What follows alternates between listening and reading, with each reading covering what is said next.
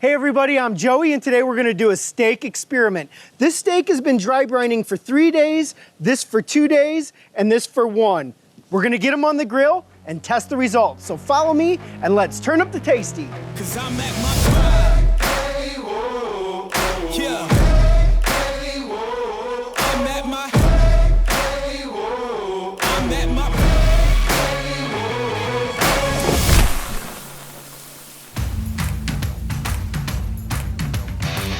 Okay, so we're back with another steak experiment.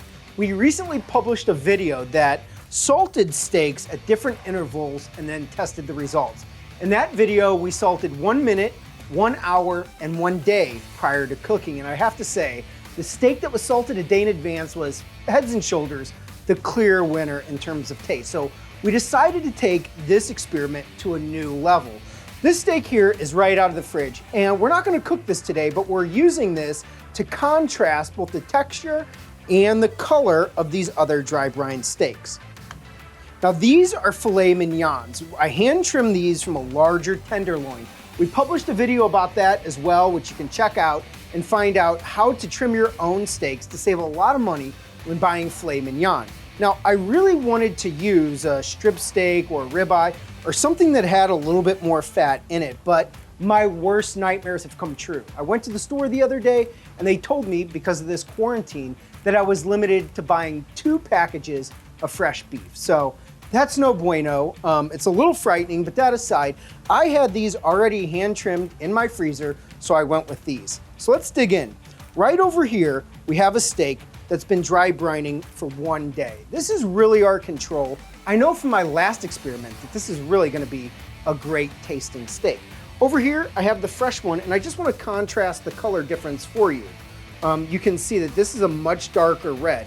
Before we go any further, I should note that all of these steaks right here have all been seasoned with a ½ teaspoon of kosher salt. I wanted to use equal amounts of salt to create as consistent, as consistent of a flavor profile as I could across all 3 steaks. In order to dry brine these steaks, here's what I did. I salted them with a ½ teaspoon each of kosher salt. I then put them on this wire rack and left them in the fridge, totally uncovered.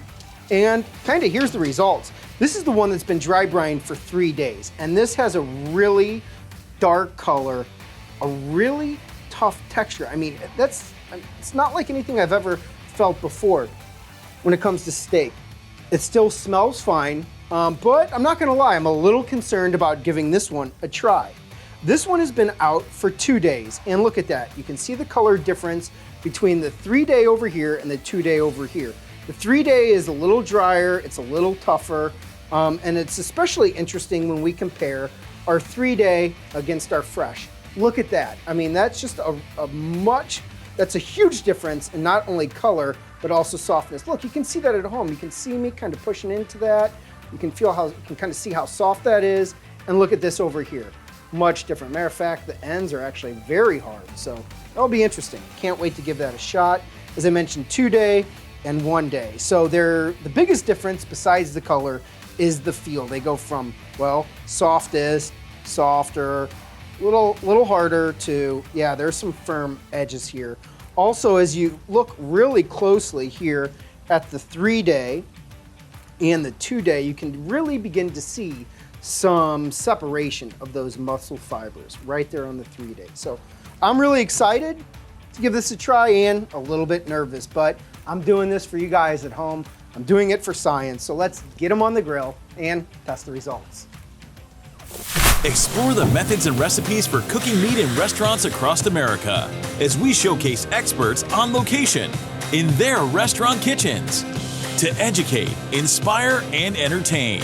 Tune in to our travel cooking show, Meet America, only on YouTube and redmeatlover.com.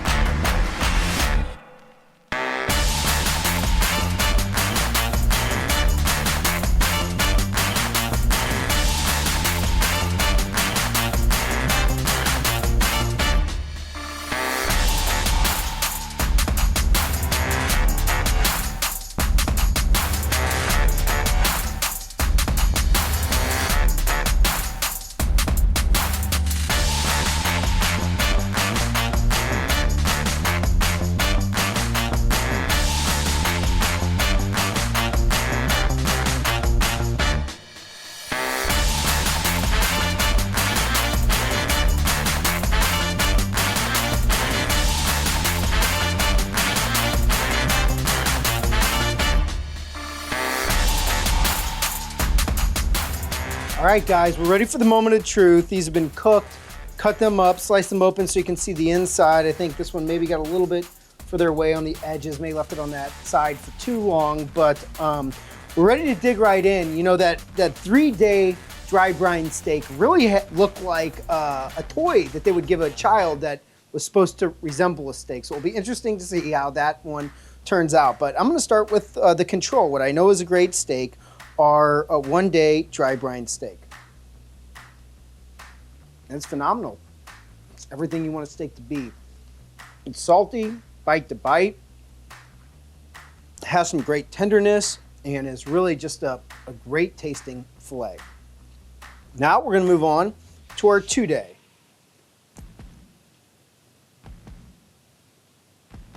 Wow. Also a great tasting steak. I might have picked up just a little hint of additional saltiness on the 2 than I did the 1. I think I'm starting to taste just a little bit of dryness around the exterior where that had been sitting out for 2 days. Let's give it another try. Great bite of steak. Again, a little drier towards the exterior. Maybe I should have just reduced the cook time a little bit. I don't know if the fire was hot or if that's just how they would have turned out anyway. Now, over here for the moment of truth, our 3-day dry brine steak. Now, before I even bite into this, I want to show you guys at home. You know, you'll notice around the exterior where that was really rock hard prior to cooking. You can see the fibers as they kind of pull away. It's clearly, you know, going to be a little drier. I'll actually just try this piece right here. Yeah, not a great bite of steak. Not real good. It begins to taste a little bit more like beef jerky around that edge. That has a beef jerky taste. Let's go for something that is more in the center. Here we go. Nice cut right there. Wow. That's fine. It tastes very similar to the 1 and 2-day steak. I'm gonna give it another bite.